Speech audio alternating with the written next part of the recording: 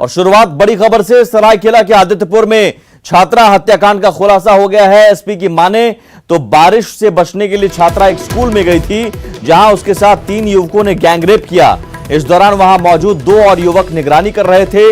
इसी बीच किसी तरह छात्रा दरिंदों के चंगुल से भागी और दरिंदों से बचने के लिए नदी में उतर गई, लेकिन नदी में पानी ज्यादा होने से वो बह गई।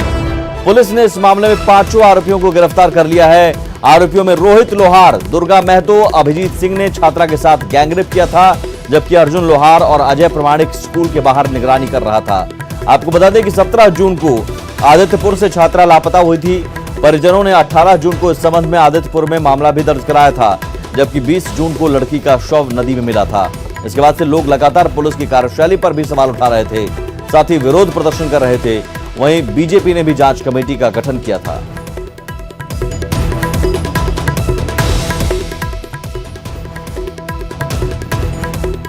विकास हमारे साथ जुड़े हुए हमारे संवाददाता फोन लाइन पर। विकास, ये पूरी घटना का खुलासा कैसे हुआ और पुलिस की कार्यशैली सवालों के घेरे में रही इस पूरी घटना के दौरान?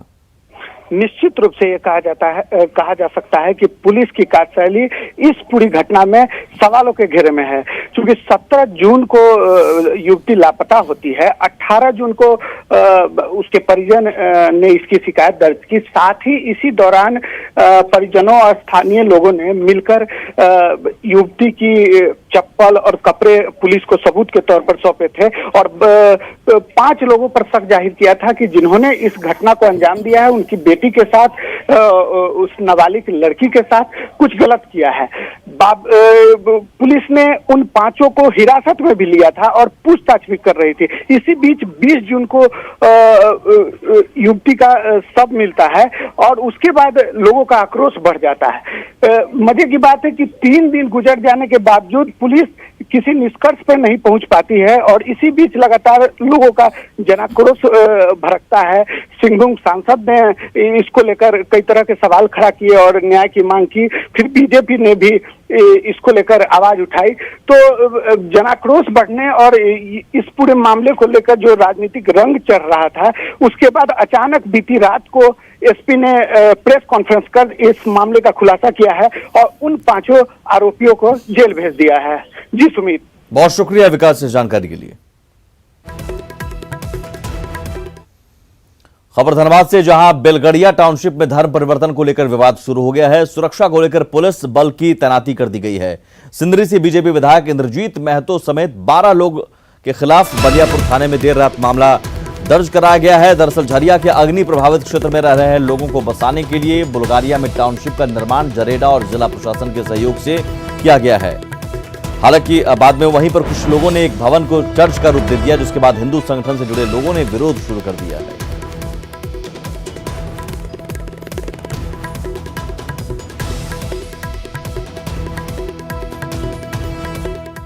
हुआ है, ये तो हमको जानकारी है इसकी, लेकिन किस पर हुआ है ये हमको जानकारी नहीं है।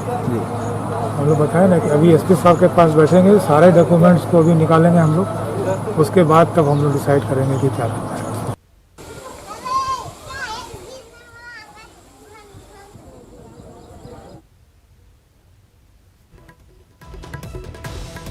दिलीप हमारे साथ जुड़े हुए हैं फोन लाइन पर, हमारे संवाददाता दिलीप। धर्मांतरण के खिलाफ विरोध प्रदर्शन पर तो एफआईआर हुआ, लेकिन धर्मांतरण से जुड़े मामले की क्या जांच की जा रही है? देखिए, बिल्कुल इस पूरे मामले पे जो धनबाद के एसडीओ है, उन्होंने कुछ भी बोलने से इनकार किया है और ये मामला काफी तूल पकड़ता जा रहा है, क्योंकि धर्मांतरण के विरोध में लोग वहां पे इकट्ठे हुए थे, प्रदर्शन किए थे। विधायक इंद्रजीत महतो भी पहुंचे थे और विश्व हिंदू परिषद से भी जुड़े लोग पहुंचे थे। और सबसे बड़ी बात यहाँ पे यह आ गई है कि जिस शख्स ने जमीन मकान बनाने के लिए दी थी, वो शख्स भी अब सामने आ गया है और पुलिस के साथ शिकायत की कि हमने उसे मकान बनाने के लिए जमीन दी थी, चर्च बनाने के लिए नहीं जमीन दी थी। तो तमाम बातों को लेकर के जिला प्रशासन भी काफी सतर्कता बरत रही है, क्योंकि मामला काफी तूल पकड़ गया है। और ऐसे में देखने वाली बात होगी कि जो विधायक और उनके अन्य समर्थकों के खिलाफ मामला दर्ज किया गया है, उसको लेकर के जिला प्रशासन का क्या रुख होगा। लेकिन कह सकते हैं धर्मांतरण को लेकर के जिस तरह से विरोध प्रदर्शन यहाँ पे हुए थे और उसको लेकर के विधायक और उनके समर्थकों के खिलाफ एक तरफा कार्रवाई को लेकर के बीजेपी नेताओं में काफी गुस्सा है। जी, बहुत शुक्रिया दिलीप इस जानकारी के लिए।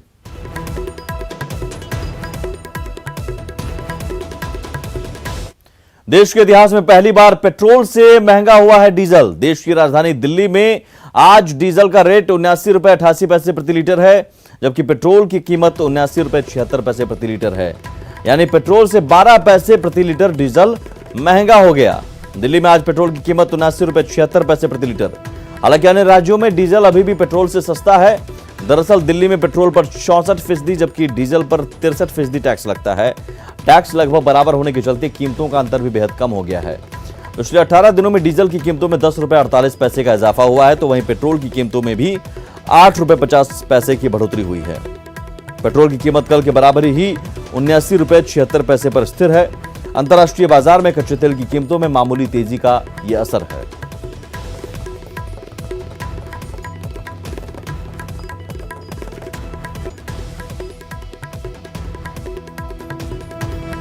पिछले 18 दिनों में डीजल की कीमतों में 10 रुपए 48 पैसे का इजाफा हुआ है और पेट्रोल की कीमतों में भी 8 रुपए 50 पैसे की बढ़ोतरी हुई है। डीजल की कीमत में ज्यादा बढ़ोतरी हुई है, जिसका असर दिल्ली में देखा गया। पहली बार ये इतिहास में पहली बार हुआ है कि पेट्रोल से महंगा अब डीजल हो गया। पेट्रोल डीजल के दामों में हो रही वृद्धि से आम लोगों की मुश्किलें बढ़ी हुई हैं। हालत यह है कि जून महीने में अब तक पेट्रोल की कीमत में 9 रुपए और डीजल में 14 रुपए तक का इजाफा हुआ है। पिछले 17 दिनों में हर दिन पेट्रोल डीजल की कीमतों में बढ़ोतरी हुई है। आज रांची में पेट्रोल 79 रुपए 78 पैसे और डीजल 75 रुपए 91 पैसे बिक रहा है। जायजा लिया हमारे संवाददाता भुवन किशोर झा ने। पेट्रोल डीजल के दामों में हर दिन वृद्धि हो रही है। आप देख सकते हैं कि आज का जो रेट है, यहाँ पेट्रोल का दाम 79 रुपये 78 पैसे हैं। इसी तरह से डीजल के दामों में भी लगातार वृद्धि हो रही है। हालत यह है कि पिछले 17 दिनों में लगभग 12 से 13 रुपये की वृद्धि हो चुकी है। हम सीधे इनसे जानते हैं। आप बताइए, जो आज का रेट क्या है और किस तरह से वृद्धि हो रही है? आज के रेट में सर पेट्रोल में कोई वृद्धि नहीं हुई है।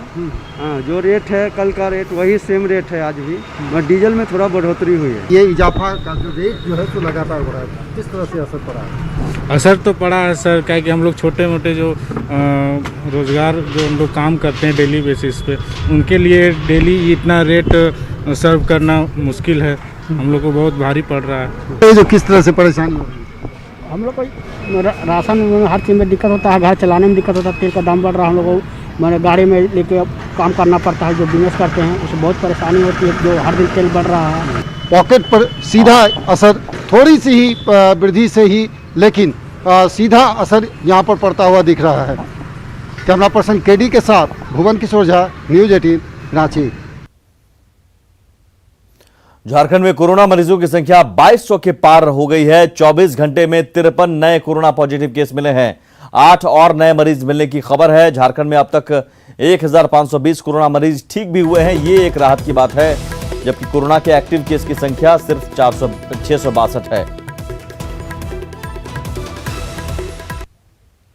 झारखंड में कोरोना के 53 और केस मिलने के साथ राज्य में कोरोना पॉजिटिव की संख्या बढ़कर 2193 हो गई है। जो जानकारी है उसके अनुसार मंगलवार को धनबाद में 2, पूर्वी सिंहभूम में 5, गिरिडीह में 2, गुमला में 4, कोडरमा में 7, लोहरदगा में 2, पलामू में 3, रामगढ़ में 3, साहेबगंज में 1 और सिमडेगा ऐसा जिला रहा जहां एक ही जिले में कल 24 नए कोरोना पॉजिटिव मिले हैं। जो जानकारी है उसके अनुसार पूर्वी सिंहभूम में 8 और नए केस मिले हैं, लेकिन उसकी पुष्टि अभी स्वास्थ्य विभाग ने नहीं की है। अगर बात करें झारखंड में कोरोना एक्टिव केस की तो उसकी संख्या 662 है, जबकि 1520 की संख्या ऐसे कोरोना पॉजिटिव की है जो ठीक होकर घर जा चुके हैं। संक्रमितों की बात करें तो इसमें सबसे ज़्यादा संख्या प्रवासियों की है। 1784 की संख्या में प्रवासी हैं जो कोरोना पॉजिटिव हैं, जबकि राज्य में 5550 कोरोना पॉजिटिव संभावित जो हैं या कह सकते हैं जो संदिग्ध हैं वो अभी सर्विलांस में हैं, जबकि 4276 संदिग्ध 28 दिनों का सर्विलांस पीरियड पूरा करके घर जा चुके हैं। ऐसे में ज़रूरत है कि अभी भी कोरोना के खतरे कम नहीं हुए हैं, इसलिए सतर्क रहिए, सावधान रहिए और कोरोना से बचिए। कैमरामैन अमित के साथ उपेंद्र, न्यूज़ 18 रांची। रांची की पहचान रहे बड़ा तालाब के दिन बहुरेंगे, फिर फिर बड़ा तालाब का कायाकल्प करने की तैयारी है। निगम इसकी साफ सफाई कराने में जुटा है। तालाब की सफाई के लिए टेंडर की भी तैयारी है। हालांकि स्थानीय लोगों का कहना है कि जब हालात बिगड़ जाते हैं तब निगम की नजर जाती है। जरूरत है कि हमेशा इसका ख्याल रखा जाए। तालाब के पास जाकर जायजा लिया संवाददाता ओम प्रकाश ने। जी हाँ, हर साल इसी तरह होता है। जरा सा रहता है, छोड़ देता है जान के, फिर पूरा तालाब भरा, फिर टेंडर निकला, उसके बाद फिर सफाई शुरू कर दिया। पैसा आता है, खत्म हुआ, फिर अब दूसरा साल फिर इसी तरह।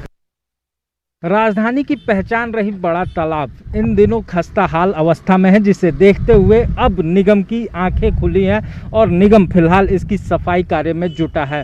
यहां पर करीब 10 मजदूरों को लगाया गया है जो नित्य प्रतिदिन यहां पर सफाई कार्यक्रम कर रहे हैं ताकि बड़ा तालाब वो स्वच्छ हो सके। इसे लेकर तमाम तरह की कवायदें जो हैं वो की जा रही है। हालांकि आपको बता दें कि निगम के द्वारा इस पूरे सफाई को लेकर यहाँ पर वाटर ट्रीटमेंट प्लांट लगाने के साथ साथ इस पूरे तालाब की सफाई को लेकर टेंडर का निकाला जाना है और जब तक टेंडर नहीं निकलता है तो इसकी सफाई का जिम्मा इन कुछ मजदूरों पर और एक जेसीबी मशीन पर रहेगा, जिसके सहायता से ये पूरी सफाई कार्यक्रम चलेंगी। अब निगम जो है इसे सफाई को लेकर कहीं ना कहीं गंभीर दिख रहा है और उसी की बानगी इस वक्त हमें बड़ा तालाब के आसपास देखने को मिल रही है। कैमरामैन राजीव के साथ ओम प्रकाश, न्यूज़ 18 रांची।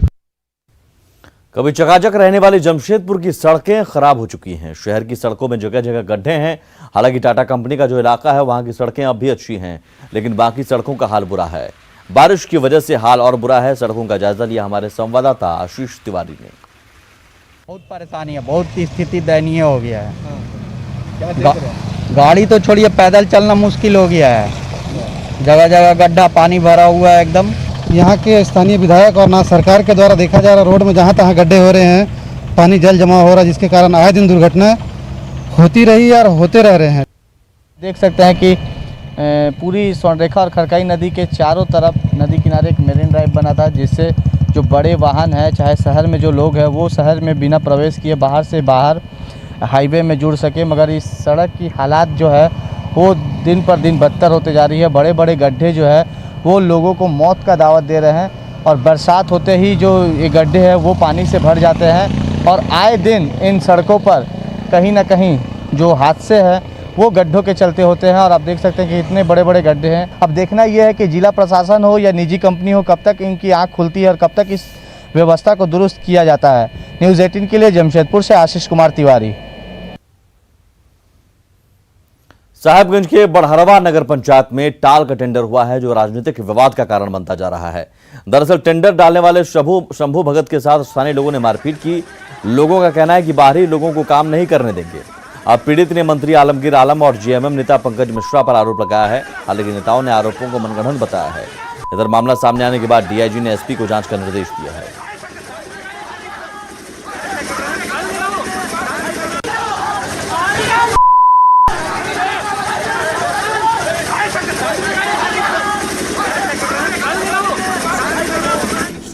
अपने गैंग के साथ या क्या पंकज मिश्रा के कहने पे इन लोगों ने हमको पेपर डालने में रुकने का कोशिश की। तो 11 बजे घर से चले, मेरा संगठन में नहीं है, संगठन में लेने के बाद बताया जा रहा है कि सरकार के भी लोग इसमें जो है इन्वॉल्व है और दूसरे को जो वो है देना नहीं चाहते टेंडर, इसका दबाव बना रहे हैं। मुझे इसके बारे में जानकारी नहीं है। इस घटनाक्रम से मुझे कोई लेना देना नहीं है। घटना से मैं 75 किलोमीटर दूर अपने आवास में स्थित हूँ। हम लोग जांच करा रहे हैं। ये मेरे संज्ञान में ये बात आई है। मैंने एसपी साहिबगंज से दूरभाष से बात की और एसपी साहिबगंज ने मैंने बोला है कि इसमें एक बढ़िया से इसमें एक जांच टीम गठित। झारखंड में मानसून की अच्छी बारिश से नीली क्रांति को बल मिला है। इस साल राज्य में 2,30,000 टन मछली के उत्पादन का लक्ष्य रखा गया है। अगर सब कुछ सही रहा तो झारखंड मछली का निर्यातक राज्य भी बन जाएगा।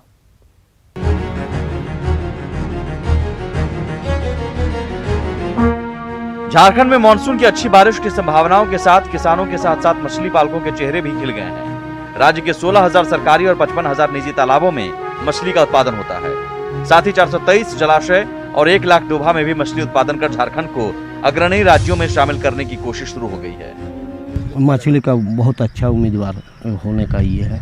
कौन कौन मछली लगाए हैं आप लोग? यहाँ पर रेहू है, कतला है, गिलासकार है, मिर्गा है।